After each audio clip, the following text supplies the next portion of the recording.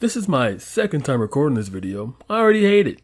You like tentacles? Well, you're gonna love this one then, because it involves them a lot. And each of those tendrils has eyes, so you can see where I'm going with this. What's up guys, Food Nerd Lover 47 here, welcome to Watching for the Plot. What I essentially do is troll through the catacombs of the darkest parts of the internet to find animated erotic videos and criticize them on the internet because no one else wants to hear me talk about it in the real world. But if you do, subscribe for more. Boys! I had nothing else to say, I just wanted to say boys to keep the streak going. This is going to be a short review, but I'm doing it because it caught my eyes and now I shall summarize. Today we're reviewing a little short fever dream of a show called Inmu Ikenie No Utage. On my Japanese, do not sue me. So this show was split up into 4 short stories, where this unnamed figure grants people's wishes or desires. However, it is not how they want it to be exactly, and it's not even something they actually requested. It's more something that's calling within them. Let's get into it. Episode 1. This one is quite intriguing and is a mild entrance into what monstrosities await us. Unnamed girl who feels like she's constantly being watched. Now, any sane person would write her off as paranoid, as I did myself. However, when you add the context, this is a different story. What is the context? The context is her being molested on a train, and there were literal demonic eyes watching her shower, so not so paranoid after all, huh? And to make matters even worse, the person who violated her on the train wasn't even a real person, so even if she went and told the authorities, there would be nothing to see. Now how do I know her violator would not be there at all? Segue to the next scene. So she's walking home from the train and she sees an invitation at her house to a counselor. And this said counselor is an unnamed cyber goth emo chick who is in control of a bunch of tentacle tendrils I was mentioning earlier on. Those gaggle of tentacles that was able to shapeshift and morph into whatever they saw fit and then disappear at will. So she obviously goes to the house because, you know, the story has to continue. And when she arrives, she ignores all the red flags. Now, what are the red flags? Clearly, there are many. First of all, this office, quotes, is in a rinky-dinky donkey doo-doo house that's broken down and just way too casual to be like venting about your life. Number 2, the therapist has nipple piercings. And 3, therapist's cure this patient's extreme paranoia is just to hypnotize her. Now at that point it's already too late, I know. But before even getting there, why would you step foot in that house if everything looked menacing? There's like no furniture anywhere. I'm losing the point. Let's get back into this. The cybergoth emo chick that is unnamed basically asks her, hey, do you know what your back looks like? And once the unnamed girl comes to after being hypnotized, she realizes she's in a room with a bunch of tentacles, gets violated, and then once that's done, she looks in the mirror, boom. The person watching her was herself. Not exactly herself, but the persona within herself that is her true ideal self. That's the end of the short story in episode 1. Now, what does any of this mean? While she was getting violated, the person in the mirror, again her persona, again her reflection of her inner self, I'm saying a lot of words here, but keep following me, was enjoying that entire scene in that alternate mirror universe. Now what that means is that Coomer version of herself was watching the actual unnamed reserve girl with animosity because the Coomer wanted to be, you know, a free-fledged human being. She wanted to go out there and just everything. But the reserve unnamed girl who's paranoid kept saying no, pushing her desires down. Now her desires are out and tentacles.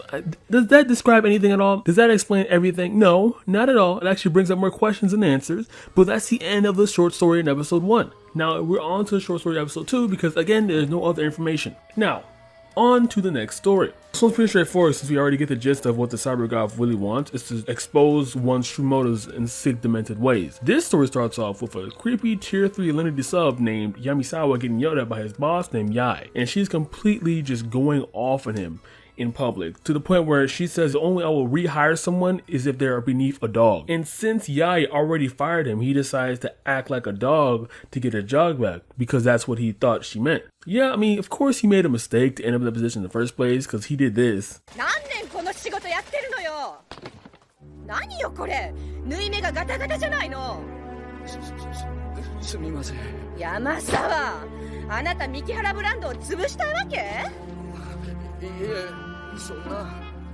mean, I don't know what that is at all. So after barking like a dog and pleading for his job back, Yai laughs at him, dunks on him, and says, I can't hire dogs. Get out of my face. Later that night, she runs across none other than a cybergoth witch herself, masquerading as a fortune teller. Wow, she has made another appearance and has yet to drop her name. If you were to think of her as an interactive narrator for the Twilight Zone, then that would be more fitting because of the twist ending that the character never really wanted. You know what I mean? Yai sees the fortune teller, basically just says, hey, don't take my money, get out of here. The fortune teller drops her hotline of, have you ever seen your own back? Shows her phantom tentacles, doesn't do anything, and then just vanishes. Yai is creeped out, walks away from the scene, and after that, well, she's in pitch black dark, walking in the middle of a park, with no spectators, and Yamisawa still exists, so you can only assume what's going to happen. Well, you can kind of assume. Because yes, he does creep on her, he does kidnap her, but instead of doing what you think he's going to do, he instead puts her in a phone booth in an exposing position and has her sit there for hours on end. After that, she tries to resume work business as usual, but it's kind of impossible in the entire time of seeing you exposed for hours,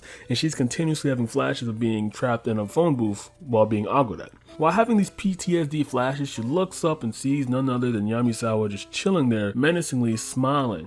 Once she notices him, come to find out, he wasn't who she thought he was. He was the tentacle monster who can transform at will. And while the disguised Yamisawa was violating her, she was moaning his name eagerly, insinuating that she was in love with him because if the tentacles are out, that means this is the quasi-reality that is answering her desires. So that is really odd. She must have been a tsundere that never really addressed her tsundere ways. She just was completely bashing Yamisawa down in the workplace till he got him fired. But hey, you know, her true desires were answered, again, in one of the worst ways possible. Number one, she was humiliated in front of her whole work office and got outed by 30,000 tentacles, not really the best way to go out. And two, she woke up, that didn't even happen, or did it? I don't know, I'm confused, that's how it ends. Like, this is, why are they leaving cliffhangers on like 10-minute episodes? I don't understand this at all. Anyway, episode 2, story 3.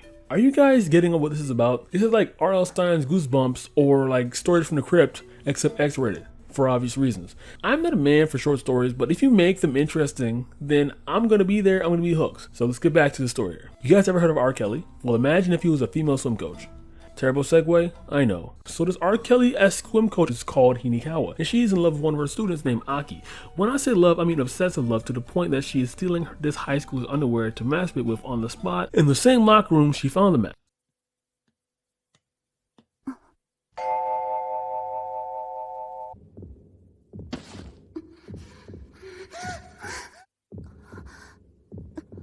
Disgusting. I don't know how one gets that horny. It boggles my mind. So as Hinikawa is walking away to go home to play scratch and sniff with her new merchandise, she hears Aki saying that she's going to lose her virginity to a man. She's flustered, she's confused, she's mad because she doesn't want her to get soiled. So Hinikawa drowning her sorrows in beer, and then of course our favorite cybergoth witch of the year is in the TV saying, hey, unbelievable things happen. If you want it, go get it. And immediately after that, she masturbates, and then boom, tentacles are now coming out of her as she is coming. And the next day, we find out that she was possessed by said tentacles. Obviously, I mean, they're coming out of her, makes sense. Takes Aoi's virginities as the demon, and it ends off with them holding each other in the pool with their own bodily fluids just festering on by. Weirdo wins her way, but it cost her soul. Now to cap off this beautiful quadfecta, if that's a word, we ended off with a doll story. Now when I say doll story, your perception and what it actually means are not one and the same. So this girl, who is very shy and reserved, is constantly shooing off her friends to be alone. Because as her friend states, she doesn't like people. There is something that dropped during the intro, but if I say it now, it will spoil the ending, so let's get back to that later. One day after school, she decides to go into the doll shop instead of window shopping, and guess who is there?